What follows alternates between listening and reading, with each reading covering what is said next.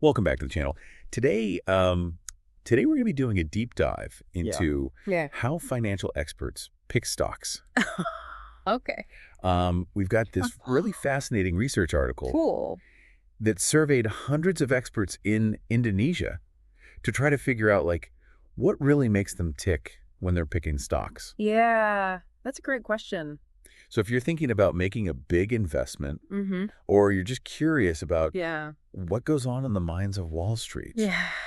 get ready for some serious insights. I think people would be surprised. Yeah, I think so too. We often assume that financial experts are these like purely rational beings, Right. crunching numbers, making decisions completely devoid of emotion. Attached. But this research challenges that notion right out of the gate. Oh, really? Yeah. So are you saying that even seasoned pros can get swayed by things like, Oh, absolutely. market trends or Yeah. a little bit of FOMO? Fear of missing out. Yeah, Absolutely. that's interesting. The study even points to Indonesia's stock market as a prime example.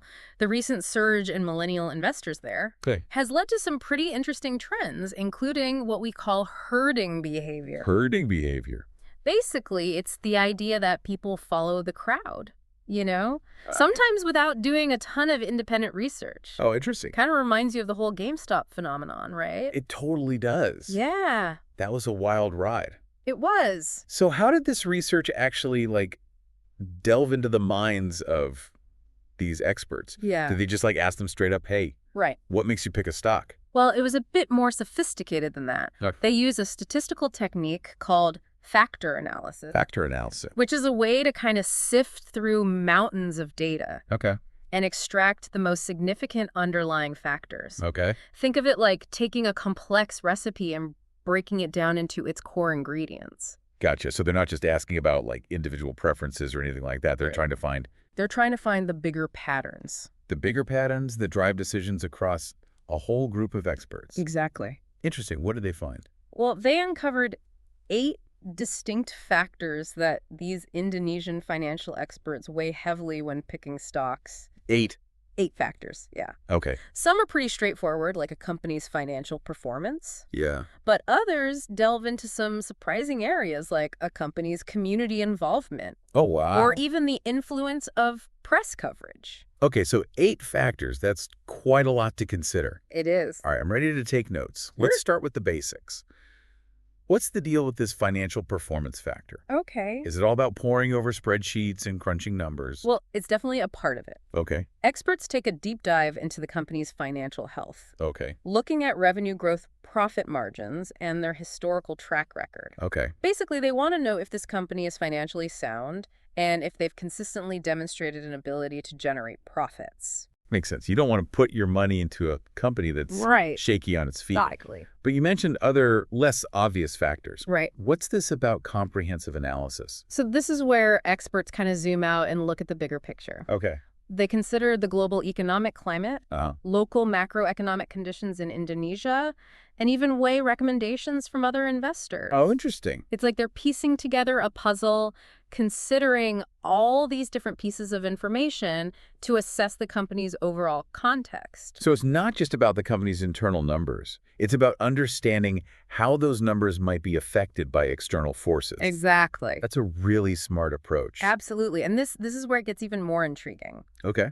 The third factor they identified is something called benefit signaling. Benefit signal. It dives into the specific cues that investors look for to get a sense of a company's potential for generating returns. Things like today's opening stock price, the possibility of cash dividends and stock dividends all come into play. So it's like these experts have learned to read like a secret language, Yeah, deciphering the subtle signals that hint at a company's future prospects. exactly. Interesting. But it's not all about cold, hard data, right? Right. The fourth factor they uncovered might surprise you. Okay. It's company image. Company image. It turns out that a company's reputation plays a big role in attracting investors. It really does. Experts are paying attention to things like ethical practices, risk management, Mm-hmm. and even how the company portrays itself publicly. Absolutely. So a company that's known for being ethical and responsible could actually have an edge, even if their numbers aren't the absolute best in the industry. Precisely, a squeaky clean image can be a powerful signal, Interesting. suggesting stability, long-term potential, and even a certain level of investor trust. All right, I'm starting to see how this all fits together. Yeah. What else did the researchers uncover?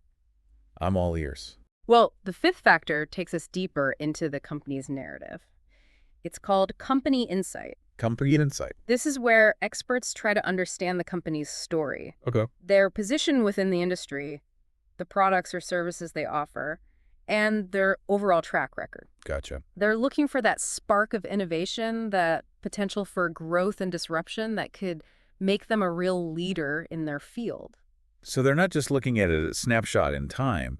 They're trying to understand the trajectory of the company and where it might be headed in the future. Exactly. What's next on our list of factors? The sixth one really stood out to me. It's community involvement. Community involvement. This is where things get really interesting because it shows that experts are looking beyond just profits Okay. and considering a company's social impact. Interesting. They're factoring in things like whether a company operates locally, engages in environmental corporate social responsibility, or has strong relationships with brokers. Wow, so it's like they're evaluating the company's role as a responsible member of society. Yeah. Are you saying that like ethical investing is becoming a more mainstream consideration? It seems to be gaining traction. Wow. And this research suggests that it's even influencing how experts make their decisions. Fascinating. And speaking of individual considerations, the seventh factor focuses on investor preferences. Investor preferences. This highlights the personal touch in investment decisions, even at the professional level. Okay, so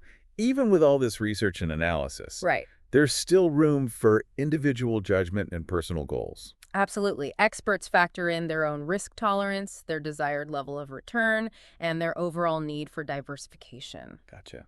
There's no one-size-fits-all approach to investing, even for the pros. Interesting. So we've covered 7 factors, from the nitty-gritty financials to the broader social impact. Right. What's the 8th and final piece of this puzzle? The eighth factor is all about perception. It's press coverage. Press coverage. It turns out that even financial experts aren't immune to the power of the media. They pay attention to how a company is being portrayed in the press, whether it's positive news that generates hype or negative news that raises red flags. It makes sense when you think about it. The media can have a huge impact on public opinion. Yeah. And that can translate to shifts in the market. Absolutely. We've got these 8 factors that experts are weighing. Right. Let's go back to that first one, financial performance. Okay. Can you break down exactly what they're looking for? Absolutely. When it comes to financial performance, experts are meticulous. They start by examining the company's historical track record, which is like looking back at their report card to see how they've performed in the past. Right. It reviews their ability to navigate economic ups and downs and gives a sense of their overall resilience. So it's not just about looking at their current financials. Right. It's about understanding their ability to adapt and thrive over time. Exactly. Then they dive into the company's financial reports, things like balance sheets, income statements, and cash flow statements. These reports provide a comprehensive snapshot of the company's financial health. It's like giving the company a financial physical gress, checking their vital signs to see if they're in good shape. I like that analogy. And some of the key vital signs they're looking for are the revenue growth rate and the profit growth rate. Okay.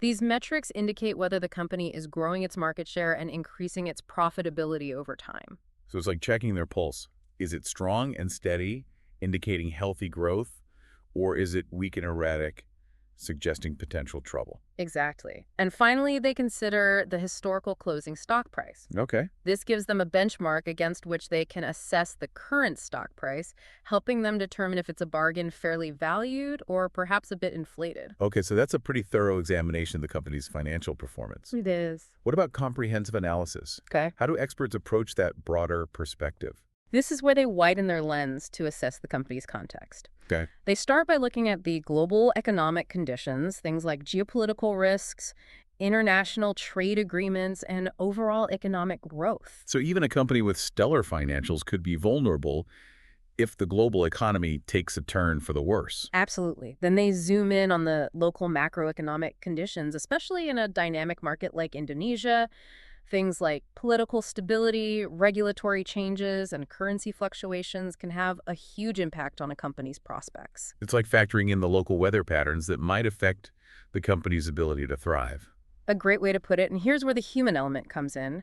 Experts also consider recommendations from other investors, Oh, including analysts, fund managers, and even individual investors they trust. It's like getting a second opinion from colleagues in the field. so they're not just relying on their own analysis. They're tapping into a network of expertise that's really smart. And surprisingly, they also factor in recommendations from family members. This might seem a bit unusual. Mm. But in emerging markets like Indonesia, personal networks can provide invaluable insights into the local context. It makes sense sometimes those closest to us have a unique understanding of the situation on the ground. Exactly. And finally, experts carefully evaluate alternative investments. Okay. They're not just looking at one company in isolation. Mhm. They're comparing it to other opportunities in the market, considering factors like risk return and liquidity. So it's like shopping for the best deal, weighing the pros and cons before making a decision. Exactly. Now, let's move on to that fascinating benefit signaling factor you mentioned earlier. What are some of the specific signals that experts are looking for? Yes. Let's unpack that. Okay. It sounds like we're about to learn how to decode the whispers of Wall Street. What should we be paying attention to? Well, one of the first signals experts look for is today's opening stock price. It gives them a real-time snapshot of how the market is valuing the company at that very moment. Okay. It's like checking the company's temperature, getting a sense of the market's current mood. So it's not just about looking at historical data. It's about understanding the market's immediate reaction to the company. Exactly. What other signals are they looking for? They're also looking for signs of the company's willingness to share profits with its investors. Okay. One signal is the potential for cash dividends. These are payments that companies make directly to their shareholders. It's like a little bonus for those who have invested in the company's success. So it's not just about the potential for the stock price to go up. Right. It's about the possibility of receiving direct payouts from the company. Exactly. And another signal along those lines is the potential for stock dividends. Okay. This is where a company issues additional shares of its stock to its existing shareholders. It increases their ownership stake in the company, potentially amplifying their gains. Okay, so it's like getting a bigger slice of the pie without having to buy more shares. Precisely, of course. It's important to remember that these signals are not guarantees of future performance, but they do provide valuable insights into the company's financial health and their commitment to sharing their success with their investors. It's like learning to read between the lines, looking for clues about the company's direction and their relationship with their shareholders. Exactly. What about that fourth factor, company image? Okay. How do experts assess something as intangible as a company's reputation? They look at a variety of factors. One is the company's track record when it comes to financial risk. Okay. They assess the company's stability and try to anticipate any potential challenges that might lie ahead. It's like checking the seaworthiness of a ship before setting sail. So it's about understanding the level of risk involved and determining whether it's a journey you're willing to take. Precisely. And another key element of a company's image is their commitment to business ethics. Okay. Experts are paying closer attention to a company's social responsibility, their environmental sustainability practices, and their overall treatment of employees and customers. It's like checking the company's moral compass, making sure their values align with those of their investors. Exactly. And what's interesting is that companies with strong business ethics often benefit from a more loyal customer base and a positive brand reputation. These factors can actually have a tangible impact on the bottom line. So it's not just about feeling good about your investments. Right. It can also be a savvy financial strategy. Absolutely. Consumers are increasingly choosing to support businesses that align with their values, and investors are taking notice. All right, let's delve into the fifth factor, company insight. Company insight. What are experts looking for when they try to understand the deeper story of a company? Yes, I'm curious about this. It seems like we're moving beyond the spreadsheets and into a more qualitative assessment of a company's potential. Exactly. One of the first things experts consider is the company's reputation. This goes beyond just their financial track record and encompasses the overall impression people have of the company based on factors like the quality of their products or services, their customer service, and their public image. It's like checking their street cred in the marketplace. So it's about understanding how the company is perceived by its customers, its competitors, and the public at large. Precisely, then they look at the company's industry position. Where do they stand within their particular industry? Are they a leader, a follower, or somewhere in between? Okay.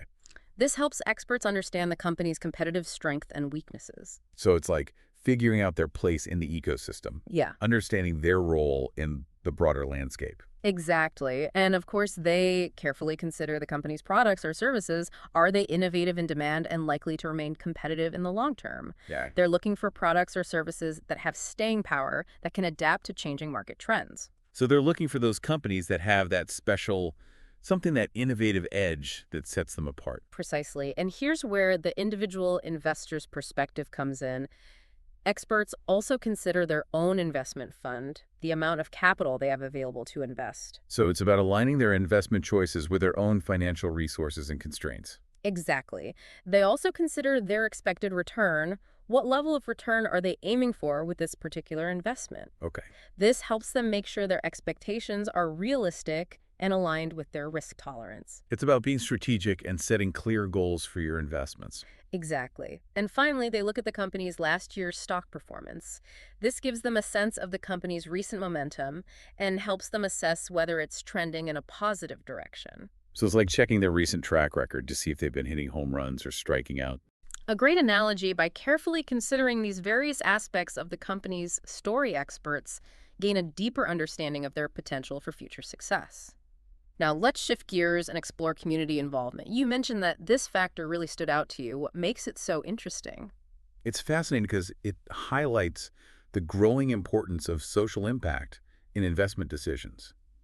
It's like we're seeing a shift from a purely profit-driven approach to one that considers a company's role in the wider world. What are some of the specific things experts are looking at in this area? Well, one key factor is whether the company has local operations. Does the company have a presence in the communities where it operates? Does it create jobs and contribute to the local economy? Yeah. These are signs that the company is invested in the well-being of the communities it serves. So it's about assessing the company's commitment to being a good neighbor, not just an extractor of profits. Precisely. And another important consideration is the company's environmental corporate social responsibility. Does the company have policies in place to minimize its environmental impact? Does it engage in sustainable practices? Does it support environmental causes? It's like checking their green credentials, making sure they're not just taking from the planet, but also giving back in a meaningful way. Exactly. And they also consider brokerage recommendations.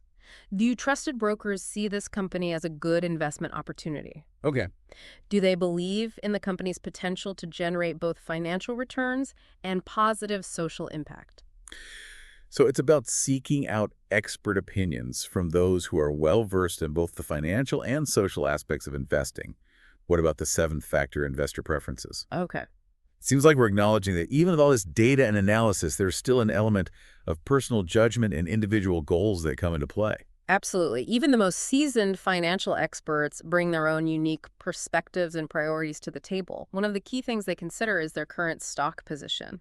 This refers to how much of a particular stock they already own or are willing to own. So it's about managing their portfolio, making sure they're not overexposed to any one company or sector. Exactly. They also consider the company's international operations. Okay. Does the company operate in multiple countries? Does it have a global reach? This can be a sign of growth potential and diversification. So it's about assessing the company's ability to navigate the complexities of the global marketplace and capitalize on opportunities in different regions. Exactly. And finally, they consider their own need for diversification. Okay. Do they need to spread their investments across different asset classes, industries, or geographic regions to manage risk effectively? Right. It's like the old adage about not putting all your eggs in one basket. This is all incredibly insightful. Right. We've now explored 7 of the 8 factors that these experts consider when making investment decisions. Right. It's clear that they're taking a comprehensive approach, weighing both quantitative and qualitative factors. They are. But before we delve into the 8th and final factor, press coverage, I'm curious to hear more about what stood out to you in this research. Okay.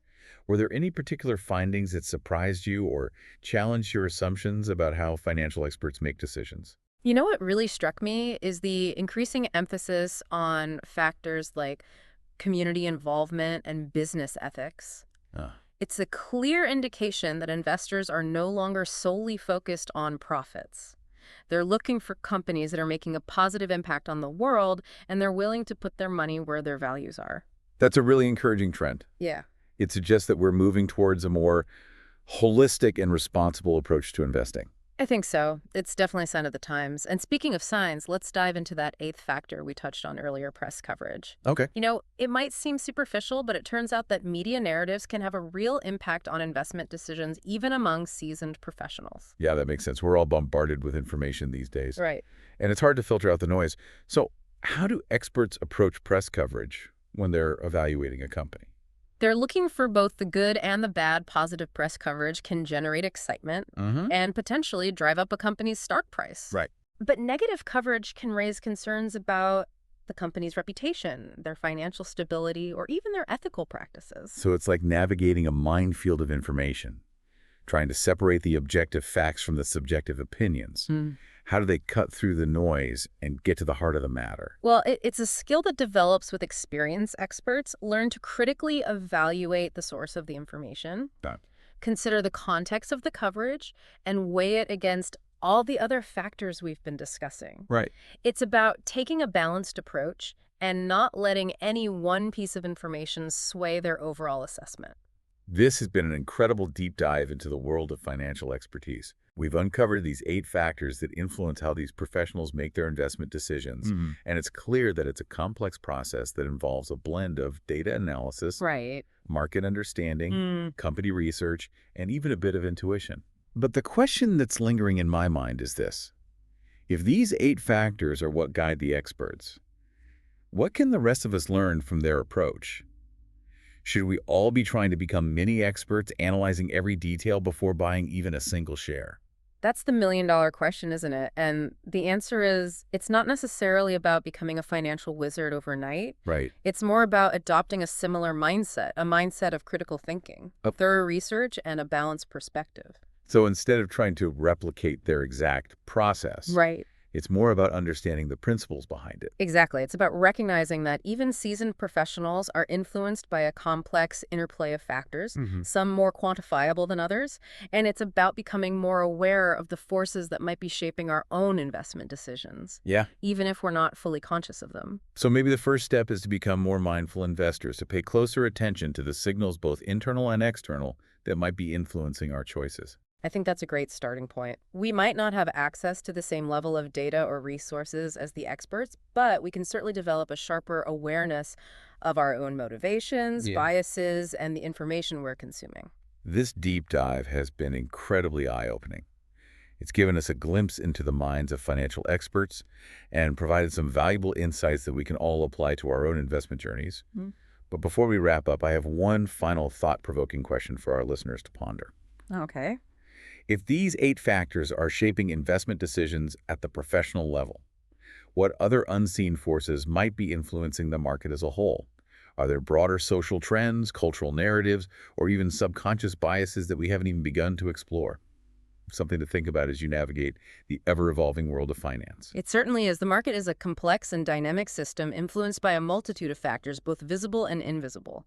The more we understand those forces, the better equipped we'll be to make informed and intentional decisions. Wise words until next time, keep diving deep.